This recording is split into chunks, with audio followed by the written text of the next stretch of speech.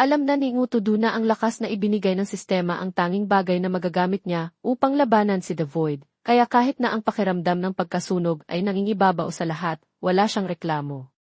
Pagkaraan ng ilang sandali nang tuluyang nawala ang lilang liwanag, biglang nagtanong ang sistema, ngayon na alam mo na ang lahat tungkol kay The Void, ano nang gusto mong gawin?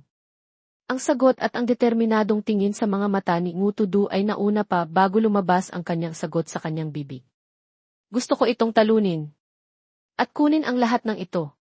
Natahimik ang sistema sandali. Isang berdeng board lang ito na may gintong letra, ngunit naramdaman ni Ngutudu na nagulat ang sistema sa kanyang sagot. Ibig sabihin, nagkaroon ng epekto ang kanyang sinabi. Kaya, sinamantala niya ang pagkakataon at nagtanong, maaari mo na bang sabihin sa akin kung sino ka? Sa isang mahimalang paraan, alam ni Ngutudu na kung normal siyang nagtanong ng ganoon, hinding-hindi sasagutin ng sistema ang tanong na ito. Ngunit ngayon, nararamdaman niya na ang kanyang sistema at si The Void ay may malinaw na koneksyon sa damdamin. Ang sistema mismo ang nagpahinto sa oras upang iligtas si Ngutudu, at ito rin ang nagpakita sa kanya ng malungkot na nakaraan ng kontrabida, The Void. Siguradong nasatisfy na ng kanyang sagot ang sistema, hindi ba? Bigla, mula sa berdeng board na iyon, walang boses na lumabas, kundi makapal na asul na usok na pinaghalo ng mapusyaw na berdeng usok ang bumuhos mula sa sistema. Naghalo ang mga ito, mabilis na nagbago ng kulay, mas tama, nagkumpul-kumpul sila upang bumuo ng anyo ng isang batang babae na may mahabang kayumangging buhok na nakapulupot. Nakita lamang ang kalahati ng kanyang mukha, natakot si Ngutudu dahil nakilala niya ang taong ito. Ito ay ganap na silingling sa tatlo, na larawan na ipinakita sa kanya ng sistema. Ang mga balangkas sa paligid niya ay naglalabas ng katangi-tanging asul na kulay ng sistema. Ito ba ay ang kaluluwa lamang ni Lingling? So, siya nga pala ang sistema sa lahat ng panahong ito. Kung paano naging sistema si Lingling sa sarili niyang sistema, hindi alam ni Ngutudu. Mukhang mahaba ang kwentong iyon na hindi niya maaaring itanong. Hindi rin gaanong nagpaliwanag si Lingling, tiningnan niya lamang ito, tila hinuhulaan, ngayon, naiintindihan mo na ang lahat, hindi ba? Naiintindihan mo na kung bakit buong tapang na ayaw kang hayaang mamatay ng sistema, at pinapayagan ka pang malaman ang nakaraan ni The Void, hindi ba? Sa sandaling lumabas ang buong espasyo sa maliwanag na puting liwanag na nagbabalik sa kanya sa lumang mundo, wala na si Ngutudu ng maraming oras. Maaari lamang niyang itago ang pagkamangha sa kanyang mga mata at maikli niyang sagutin, naiintindihan ko na ang lahat. Malapit na. Tatapusin ko na ang libu-libong taon na puot na ito. Nawala si Ngutudu mula sa visual space. Dahil nailigtas siya ng sistema mula sa nakaraang atake, ang life space ay buo pa rin. Ang tanging pagkakaiba ay hindi na totoo ang eksena tulad ng dati. Sa labas ng langit, nakikita ang nagkakasalubong na mga berdeng membran, 3 anyo lamang ang namumukod tangi sa isang dagat ng nagniningning na perlas. Sa 3 iyon, isa lang ang galit na sumusuntok sa dingding ng espasyo, nang walang tigil. Ang mga buko niya ay puno ng dugo.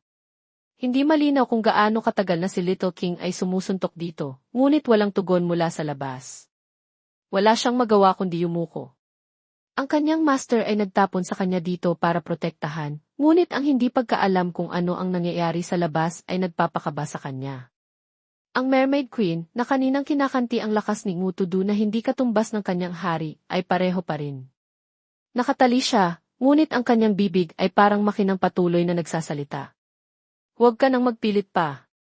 Walang silbi iyan. Natalo na ang master mo. Ibinagsak niya ang kanyang orange na buhok, tumunghay sa langit, ngumiti, tila walang pakialam sa buhay. Hindi magtatagal, lumiit din ang espasyo na ito at dudurog sa atin. Malilibing din tayo dito. Ngunit kung nanalo ang panig na pinili ng Mermaid Queen, wala siyang pakialam kung mamatay siya. Wala nang lakas si Little King na sumigaw sa kanyang mukha. Lahat ng pag-asa ay unti-unting namamatay sa paglipas ng panahon. Ang paghina ng espasyo na ito ay naramdaman niya ng malinaw. Sa pagtulo ng luha, tahimik siyang tinatawag, Master o Mastered. Hindi niya alam kung paano makakatulong. Bigla, mula sa kung saan, bumuhos ang napakaraming spiritual energy mula sa lupa patungo sa langit. Ang buong espasyo ay nagliwanag sa isang ginintuang kulay na sumasalamin sa ibabaw ng milyon-milyong perlas na lalong nagpatindi sa liwanag. Natulala silang dalawa, hindi alam kung ano ang nangyayari, ngunit magkaiba ang kanilang mga ekspresyon. Nagulat si Little King dahil ang masaganang spiritual energy na ito ay nagbigay sa kanya ng pamilyar na pakiramdam, ngunit ayaw niyang maglagay ng pag-asa at mawala muli. Samantalang si Mermaid Queen ay natulala, hindi makapaniwala. Kanina lang ay patuloy siyang naghahambog na ang spiritual energy ay dahan-dahang nawawala dahil humihina si Ngutudu, ngunit saan nanggaling ang dami ng spiritual energy na ito, sapat upang maibalik ang ilang espasyo ng sabay-sabay. Hindi kaya tumuhay si Mermaid Queen sa langit na naging ginintuang? Hindi kaya bumalik na ang taya? Ang espasyo at oras kung saan naganap ang labanan ni The Void at Ngutudu, na dapat sana ay sa dulo na, ay nagsimulang muling gumalaw. Iyon ay nang bumuhos ang pulang spiritual energy ni The Void, nais siyang sirain ng tuluyan. Hindi nito alam na huminto ang oras, patuloy itong sumisigaw, masayang tumatawa, tapos na, Ngutudu. Malinaw na tinusok ng liwanag na iyon ang itlog na naglalaman ng mukha ng mutated beast. Tumusok ito, kitang-kita ang pagkadurog, ngunit ang pulang mata ni The Void ay nanlaki. Malinaw na nakita nito na tinamaan nito, ngunit bakit kakaiba ang pakiramdam? Ang itlog ay sinipsip ang lahat ng spiritual energy na ibinuga ni The Void. Naglalabas na ito ng sarili nitong liwanag. Ang berdeng mutated beast na yon ay mukhang isang high voltage lamp, naglalabas ng malumanay na lilang liwanag. Sa kamay ni The Void, mula sa liwanag na punto na iyon, lumabas ang 9 na makintab na itim na ugat. Ito ang 9 Great Tree Roots. Sa harap mismo ni The Void. Hindi na nito mahawakan ang mutated beast sa kanyang kamay. Ang lakas ng mga ugat ay sapat upang maitulak ang kanyang kamay. Nanlaki ang mga mata nito, nanonood sa paggalaw ng mga ugat. Nautal ito, hindi makapaniwala sa nakikita. Ano-ano? Alam nito na mga ugat iyon, ngunit Ngutudu ay tuluyan na niyang tinanggalan ng lahat ng kakayahang lumaban. Ngunit biglang, lumabas ang mga ugat sa napakalaking sukat, eksaktong katulad ng mutated beast noong una. Malakas silang tumama sa lupa sa ibaba. Ang paggalaw ay nagparamdam sa langit at lupa na umalingaw-ngaw. Mula sa malayo, kung saan ang dagat ng Australia, naramdaman na ang malakas na pagyanig. Ang mga superhumans doon, na hindi naapektuhan ng assimilation o mental manipulation, ay nakaramdam na may bagay sa espasyo na bumababa. Nagtanong sila sa sarili, ano iyon? Bakit biglang bumuhos ang malaking agos ng spiritual energy? Para bang bumalik ang spiritual energy tide, ngunit nang tumingin siya sa agresibong mga sea beasts kanina, iba na ang sagot niya. Maging ang sea beasts ay natatakot. Sa huli, anong puwersa iyon na kayang i-freeze ang kanilang paggalaw? Sa pagtingin sa ilang milya pa ang layo, sa kontinente, lahat ng superhumans ay nagtatanong sa sarili kung gaano katindi ang laban sa harap. Mula sa anggulo na ito, nakikita lamang nila ang Glacier Century ni Ngutudu na lumalawak, hindi ang mga detalye ng laban. Ngayon sa malayo, nakikita nila ang mga itim na bagay na nagpipilipit, na nagpagulo sa mga ibon na lumipad ng magkahiwalay. Sino ang ayaw malaman kung ano ang nangyayari doon, ngunit ilang tao ang kayang makalapit. Ang lilang liwanag ay dumaan sa itim na ugat ng puno. Dahan-dahan, ang gintong liwanag ay humina, nagbigay daan sa lila ng mga ilaw na dahan-dahang bumubuo ng hugis, nagsisimula na parang isang sapa na walang katapusan. Nagkumpul-kumpul sila upang bumuo ng malinaw na mga imahe, nagpupuno sa isa't isa. Sa huli, lumitaw ang pamilyar na mukha ng Great Tree na may lilang mata at ilang iba pang mga liwanag na punto sa noo at sa ilalim ng baba. Ano man ang pagtingin mo, mukhang ang kilalang at pinakatinitingalang anyo ng tree person ni Ngutudu. At ang pinakamahalaga, ang mga agos ng lilang spiritual energy na dumadaloy sa kanyang katawan ay nagpatakot kay The Void ng walang tigil. Sumigaw ito na parang may nagnakaw ng isang bagay sa kanya, para lamang tanungin si Ngutudu, bakit ka may ganitong lakas? Sa huli, ikaw di. Mukha itong pamilyar. Ang sinaunang lakas na iyon, bakit lumitaw sa mutated beasts? Tiningnan ito ni Ngutudu, mapanukso. Para talunin ka, bumalik ako mula sa impyerno. Sa literal na kahulugan, ganoon talaga. Kung sasabihin pa niya ang mas detalyado, si Ngutudu ay bumalik pa sa nakaraan. Umuwol si The Void, tinawag ang kanyang kalaban sa kanyang perpektong anyo ng tree person. Ang berdeng baging ay nakapulupot pa rin sa ibabaw ng ulo nito, ngunit ang katawan ngayon ay mukhang malinaw na na-upgrade. Si Ngutudu, na walang bahid ng pinsala, ay nararamdaman ang napakarami, walang katapusang spiritual energy na bumubuhos sa kanyang katawan. O, dapat ba kitang tawagin, Little Black? Ang kaswal na paraan ni Ngutudu sa pagsasalita na parang nagsasabi ng katotohanan ay nagpatitig kay The Void. Nais niyang mabasag ang kanyang mga mata. Ang pangalan na nalibing ng daang libong taon ay tinawag ng isang nilalang na malapit na niyang patayin. Sa isang iglap, nabaliw si The Void. Alam mo kung saan nanggaling ang pangalang ito. Umusad dito, kinwestiyon si Ngutudu, kahit na malabo na sa isipan nito ang sagot, hindi lang ito. Naniniwala. Ang mutated beast na malapit ng mamatay kanina, ngayon ay bumalik na may agos ng spiritual energy at ang lumang paraan ng pagtawag. Sino ang may oras para magpaliwanag? Ikinumpas niya ang kanyang kamay, sinimulan ang labanan agad-agad. Marami pang bagay na hindi mo alam. Ibinuhos nito ang kanyang mga tentacles, galit na sumigaw, hindi mo ako pwedeng gayahin sa pagsasalita. Umiral si The Void mula pa noong Cretaceous period. Palagi nitong itinuring ang sarili bilang master, lolo ni Ngutudu. Ang kwento ng kanyang kaalaman ay mas mahaba kaysa sa 5 taon niyang muling pagkabuhay. Ngunit lahat ng tentacles ni The Void ay naging abo sa simpleng kumpas ng kamay ni Ngutudu. Isang bagay na parang alikabok ang lumipad sa hangin, mabilis na dumaan, pinuputol ang mga tentacles na parang semento at bato. Ang bagay na iyon ay sumugod patungo sa interface ni The Void, pumuputol sa kanyang katawan. Narinig ang malakas na T-boom, pagkatapos ay itinapon ang malaking masa pabalik. Ang mga bato at lupa sa likuran ay nagliliparan, nililinis ang daan para kay The Void. Paano niya inakala na isang kumpas lang ng kamay ng mutated beast ay magpapawala sa kanyang momentum at magpapabuga pa siya ng isang bugso ng pulang dugo? Ito ay isang koleksyon ng maraming mutated beasts na na-assimilate. Gaano man kademonyo ang itsura sa labas, nagbuga pa rin ito ng dugo, nagpapatunay na mayroon pa rin itong kahinaan. Bumalik si Ngutudu upang habulin ito hanggang mamatay. Malakas niyang itinapak ang kanyang makapangyarihang paa sa harap ng halimaw. Itinaas niya ang kanyang kanang kamay, mahigpit na hinigpitan ito, puno ng determinasyon. Hindi ko hahayaang mangyari ang gusto mo. Pagkatapos ng pangungusap, sunod-sunod na bilog ng makapal na itim ang lumabas, ginagawang sentro si Ngutudu, na gumugulo sa buong himpapawid. Palakas ng palakas ang tunog ng pagpapalipad.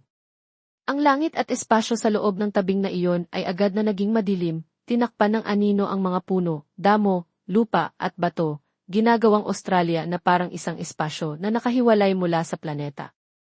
Ang loob ng tabing na ito ay pinaghihiwalayan pa ng Milky Way na puno ng mga bituin. Tumunghay si The Void, malabo nitong napagtanto na tila alam niya ang move na ito, ngunit medyo iba ito. Hayaan si Ngutudu ang magpaliwanag para sa kanya upang maunawaan niya ito. Ito ang move na nagpatigil sa oras. Ito rin ay tulad ng isang instantaneous movement na pansamantalang nagpapahinto sa oras, ngunit ang pangunahing pagkakaiba ay hindi ito kumokonsumo ng spiritual energy points. Iyan lang ba para patayin ako? Sumugod si The Void, tumawa. Nagpapaliban ka lang ng oras. Hindi mahalaga. Kalmado si Ngutudu na nakatayo sa oras na kanyang pinatigil, nagpapaliwanag para sa kanya upang maintindihan niya. Ngayon, nasil na ang oras. Walang spiritual energy ang magbibigay ng evolution points sa iyo. Hindi mo na magagamit ang iyong mga kakayahan. Ngunit hanggang ngayon, marami pa ring evolution points si The Void na kinakalkula sa 10-10 milyon. Hindi nakapagtataka na tumatawa ito ng malakas, walang pakialam. Akala mo ba kaya mo akong talunin sa ganoon? Nangangarap ka. Ang katawan ko ay sumipsip ng malaking dami ng mutated beasts. Kahit hindi ko gamitin ang sistema, kaya ko pa ring talunin ka. Nagbukas si The Void ng kanyang malaking bibig, naglabas ng soundwave ring move. Nakita niyang nagugulo ang hangin, parang may barbed wire na lumilipad. Gumamit ito ng high-frequency sound upang atakihin si Ngutudu. Si Ngutudu sa kabilang panig ay hindi umiwas. Sinubukan niyang gawing solid ang buong katawan niya, hanggang sa hindi na kaya ng soundwave ring nasaktan siya. Mabilis siyang sumugod, nagpatakot kay The Void. Ginamit niya ang kanyang pinatibay at pinatigas na braso, sinamahan ng kidlat ng Control Thunder, sinuntok ng malakas ang malaking katawan ni The Void. Umalingaungaw ang tunog, parang dumadagundong ang langit at bumibiyak ang lupa. Kaya ba ng isang galaw na ito nahatiin ang fused form ni The Void? Hawk! Hawk! Ang tunog ng dugo na lumalabas mula sa malalaking butas sa katawan ni The Void ay parang isang tao na umuubo ng tuloy-tuloy. Talagang nagbago ang anyo nito, kaya't kailangan nitong mabilis na lumipat sa anyo ng flame na pinagsama sa stone at sa control thunder move ni Ngutudu upang i-upgrade ang kanyang katawan. Ito ay mukhang isang malagkit na tumpok na dahan-dahang pinatitigas mula sa ilalim pataas, mainit na mainit, at pagkatapos ay sumugod direkta sa maitim na anyo ng mutated beast sa harapan. Malakas ang tunog ng banggaan, ngunit si Ngutudu ay hindi natalo sa pagkakataong ito. Nagawa niyang iabot ang dalawang kamay at hawakan ang ulo nito. Kahit kailangan niyang magpilit upang lumaban, hindi na makakagalaw pa si The Void. Dahan-dahan, nagkaroon siya ng sapat na lakas upang pigilan ang bilis ni The Void. Hinawakan ng ito ni Ngutudu ng isang kamay, ang kabilang kamay niya ay nakaunat, at nakita niyang may berdeng kulay na nakadikit dito na umuusok ng kumpol-kumpol. Alam ni The Void kung ano iyon, ngunit ito ay isang bagay na hindi niya kayang bilhin mula sa sistema o gayahin dahil, simpleng salita, hindi siya isang puno na may mga dahon. Nanlaki ang mga mata nito, masyado na siyang malapit kay Ngutudu. Tiny Leaf Flying Dagger. Isang matalas na berdeng liwanag ang dumaan kay The Void, hinati ito sa dalawa ng napakalinis. Isang ganoon kalaking masa ay nahati sa dalawa. Ang Tiny Leaf Flying Dagger ay patuloy na lumipad sa likuran, tumama sa isang matigas na bagay, at sumabog ng malakas, parang dumadagundong ang langit. Sa gitna ng sinasalamin na liwanag, nakita lamang ang anyo ng mutated beast ni Ngutudu. Saan napunta si The Void? Walang nakakaalam. Bigla, ang pamilyar na Heavenly Eye nito ay mabilis na lumabas mula sa makapal na usok, gumawa ng malaking butas, at sumugod patungo kay Ngutudu. Isang move lang na ginagamit ng paulit-ulit, hindi ba ito natatakot na mahuhuli? Ang mutated beast ay malakas na ihinampas ang kanyang ugat sa Heavenly Eye, pinalo ito ng malakas. Ang tunog ay nakakabingi. Sa pagkapalo ng ganoon, agad na lumihis ang agos ng lakas. Sa halip na bumangga kay Ngutudu, lumihis ito sa likuran at sumabog, nawala. Ay re re he. Ay re re he. Ay re re he. Ay re re he. Hindi na cheese na The Void.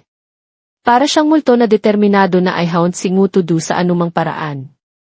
Ang mutated beast ay umungol ng malakas gamit ang kanyang punit-punit na katawan na puno ng malalaki at maliliit na butas, ngunit lubos itong agresibo.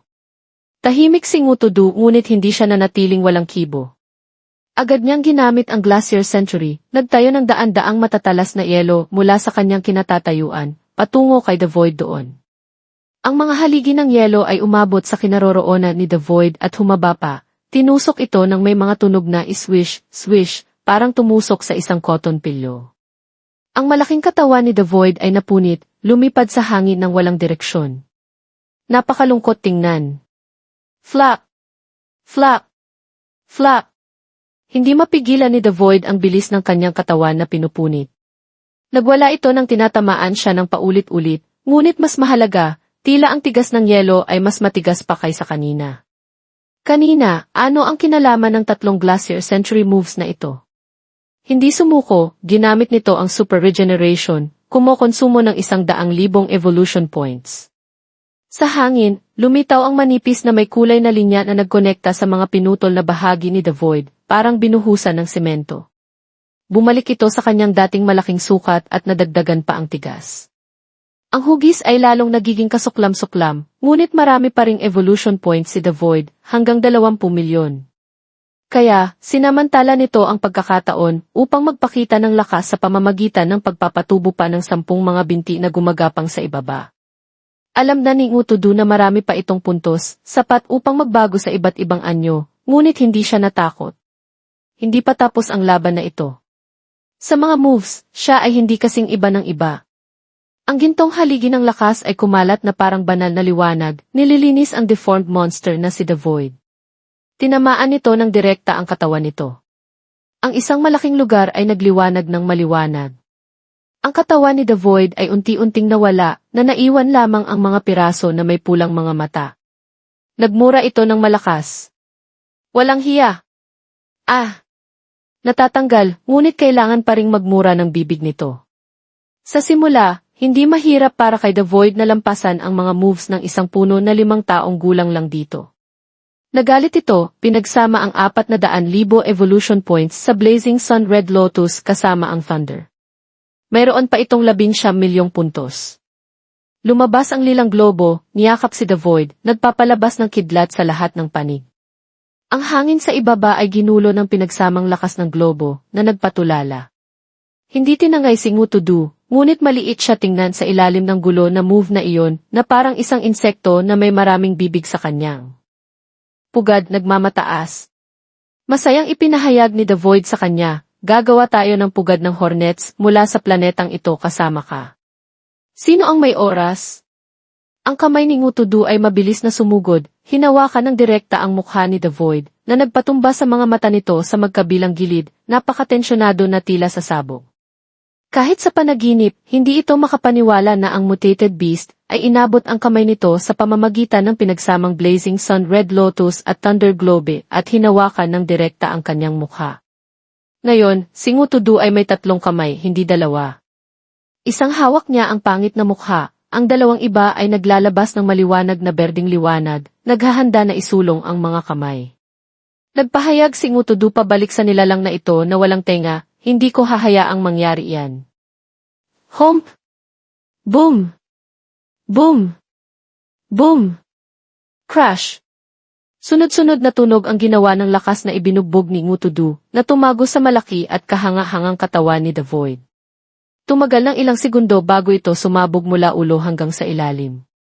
Ang lupa ay lumindol din kasabay nito. Ngunit tinusok si The Void sa galit. Malinaw na medyo naapektuhan ito. Kailangan lang nitong ibuka ang bibig at umubo. Ano nang nangyayari? Bakit bigla itong naging mas malakas? Ano talaga ang nangyayari sa kanya? Ang ilang mga mata ni The Void ay nanlaki upang suriin ang maitim na anyo sa harapan, ngunit hindi ito makabuo ng konklusyon. Totoo, ang mutated beast ay may pamilyar na pinagmula ng spiritual energy, ngunit paanong magkakaroon ito ng bigla? Maging ito ay hindi kayang magkaroon ng ganoon. Sa pag-iisip nito, lalo pang nagalit si The Void at umungol. Huwag mong asahan na matatalo mo ako. Pinagsama-sama nito ang mga punit-punit na piraso sa galit. Ngayon, kailangan lang nitong bumili ng super regeneration at sapat na para lumaban kay Ngutudu. Bumili ito ng dispel skill. Nais nitong tanggalin ang hadlang sa espasyo at oras sa labas upang patuloy na sumipsip ng puntos mula sa mga patay na nilalang. Hindi inakala, nang sumugod si The Void na may sistemang board sa tabi nito, lumabas ang ilang kakaibang letra. Hindi magagamit ang dispel. Hindi maitago ang pagkalito. Lahat ng mata ni The Void ay nakatuon sa pamilyar na notification board na biglang naging napakakakaiba. Hindi maaaring mangyari ito. Hindi ko kaya i-dispel ang spatial lockdown na ito. Ibig sabihin, hindi maaaring masira ang espasyo na ito. Ngunit ang ibang moves ay maaari pa ring bilhin, hindi ba? Nang nag-aalinlangan si The Void, tinamaan pa ito ng isang nagliliyab na sampal mula kay Ngutudu na nanggaling sa kanyang kanang pisngi. Ang mukha nito ay lumihis ng malaki. Ang malaking katawan nito ay nawala ng balanse, natumba, bumagsak ang ulo direkta sa lupa. Paanong mapanatili ng mga maliliit na paa nito ang balanse? Nagpipilipit ito sa hangin, medyo nakakatawa tingnan. Bukod sa pagiging nakakatawa, wala na itong ibang silbi. Isang simple, solong suntok lang ang nakapagpunit sa mukha ni The Void. Itinaas nito ang ulo, sumigaw, bakit ganito? Ano ba talaga ang nangyayari? Ang sistema ko ay immortal. Bakit hindi ko kaya i-dispel ang moves ng iba? Sumigaw ito sa system board, humihingi ng super regeneration.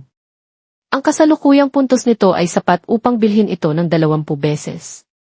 Akala nito sa dami na iyon, tiyak na makakahanap ito ng paraan upang patayin ang mutated beast.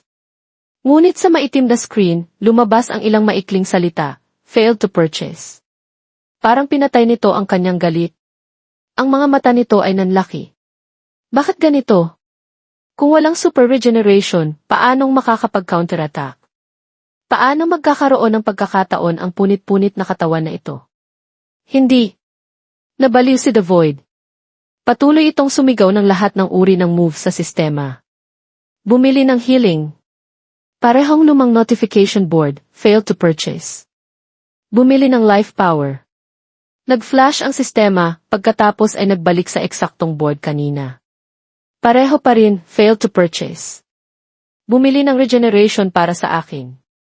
Dalawang salitang malinaw na malinaw, failed to purchase. Natakot na si The Void. Nagsimula itong manginig, bumulong, hindi pa ito nangyari dati. Saan ang problema? Hindi nakakahanap ng sagot mula sa kanyang omnipotent system, sumigaw si The Void patungo kay Ngutudu. Ano nang ginawa mo sa akin? Hindi alam ni The Void kung konektado ba ang paglitaw ng kakaibang lakas at ang nakakalamang na antas ng mutated beast, ngunit desperado itong gustong maniniwala. Ang taong iyon, ang taong nasa harapan niya, ay may ginawa sa kanya. Wala nang oras si Ngutudu na makipag-usap kay The Void. Ang kanyang mga ugat ay naging mga dragon na may malaking bibig, nagtitipon ng spiritual energy upang bumuo ng mga bola ng liwanag na sapat upang malinis ang natitirang bahagi ng halimaw sa harap niya. Hindi ko hahayaang sirain mo ang lahat. Ganoon lang. 9 Great Tree Roots. 9 na ugat, 9 na ulo ng dragon na nagtitipon ng mga spiritual energy ball, nagpapailaw. Sa buong espasyo kung saan nakatayo si Ngutudu. Papatayin kita dito. Naiintindihan ko kung bakit kinamumuhian mo ang sangkatauhan, ngunit hindi mo dapat ilibing ang lahat ng nilalang kasama sila. Ang mga salita ni Ngutudu ay tiyak na tiyak. Paalam, The Void. Swoosh! Swoosh! 9 na spiritual energy balls ang naging 9 na nagliliyab na gintong haligi ng liwanag. Bagaman magkaiba ang kanilang pinagmulan, nagkaisa sila sa iisang lugar upang dagdagan ang lakas ng labanan. Isang malaking globo na parang araw ang bumagsak sa kinaroroonan ni The Void. Hindi ba ito mukhang tuyong dumi na nakatayo sa araw? Hindi nakabili ng skills mula sa sistema, nakatayo lang si The Void, nagtitiis sa atake. Ang ilang mga binti sa ibaba ay hindi man lang matatag sa pagtayo, paano siya makakatakas? Dahan-dahang hinila ng spiritual energy column ang mukha ni The Void, pinunit ang lahat, at pagkatapos ay sinipsip ito papasok. Ang kalahating bahagi ni The Void ay lumubog. Pilit nitong sinubukang salagin ito, tulad ng pagyakap sa isang malaking marmol, ngunit walang silbi. Unti-unting natutunaw ang mga bahagi na nakikipag-ugnayan. Nang tiyak na malapit ng maging abo si The Void, bigla na lang napansin ni Ngutudu na may bagay na bumangga sa spatial at time-frozen space na nilikha niya. Napatigil siya sa pagkabigla. Nakita rin ni The Void. Hawak pa rin ang spiritual energy mass ng labis na hirap, ngunit ang bibig nito ay patuloy na nagbibigay ng mga leksyon. Kahit protektahan mo ang sangkatauhan ngayon, magkakaroon ng araw na babalik sila at lalamunin ka. Ang sangkatauhan ay mas malakas na nilalang kaysa sa iyong iniisip. Kaya naman kailangan ko silang patayin.